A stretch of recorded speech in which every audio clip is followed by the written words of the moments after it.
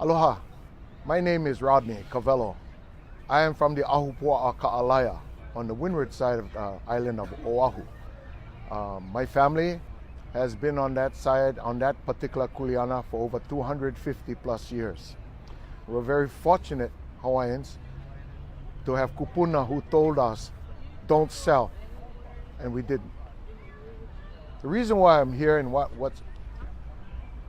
why this day is so important to me is 50 years ago is when I first learned of the unlawful taking of my country and the imprisonment of my queen. I was 14 at the time. And today commemorates 125 years of unlawful and illegal occupation of the Hawaiian Kingdom on the part of the United States of America. There is evidence in the office of the President of the United States of America, at the State Department, as well as all branches of the military and foreign countries. Because at one time, the Hawaiian Kingdom was a member of the League of Nations.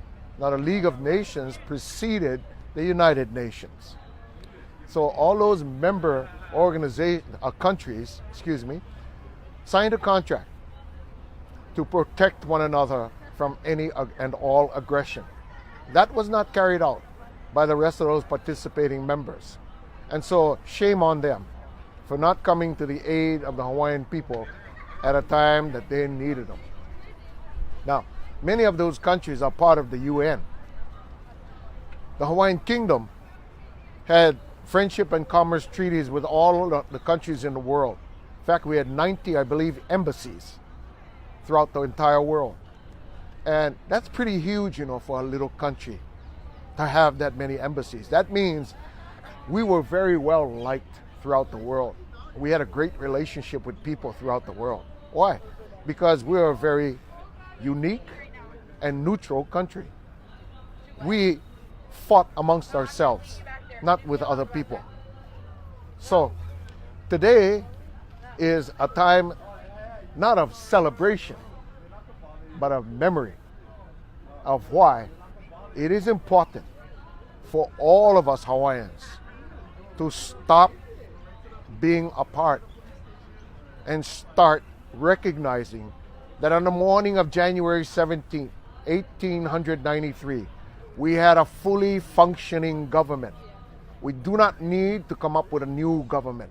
All we need to do is to go back to that government structure, rescind the 1887 Constitution, and take our country back to the 1864 Constitution that placed the power in the hands of the Hawaiian people and took it out of the hands of the whites. We are here at this time in place because I believe that God allowed our country to be taken. Because you see, at one time, us Hawaiians were 98% Christian. But that don't mean very much if you don't practice your faith. And I believe God is going to use President Donald Trump to restore our country to its rightful place amongst the leagues of nations.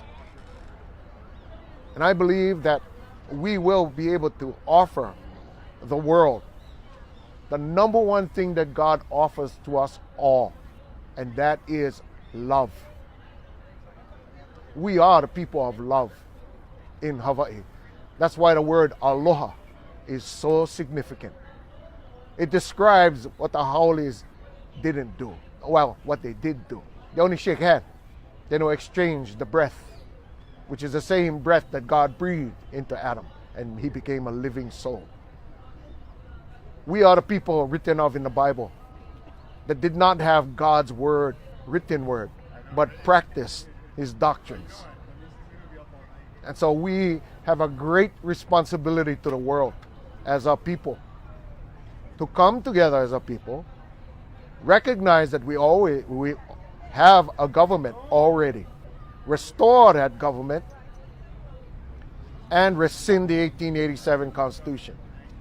And then go learn our culture all over again. Because one thing I recognize today is, plenty of us Hawaiians, we prejudice. We will never prejudice people.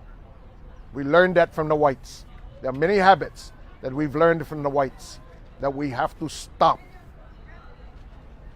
and remind ourselves about our own culture and our values so that we can become great again.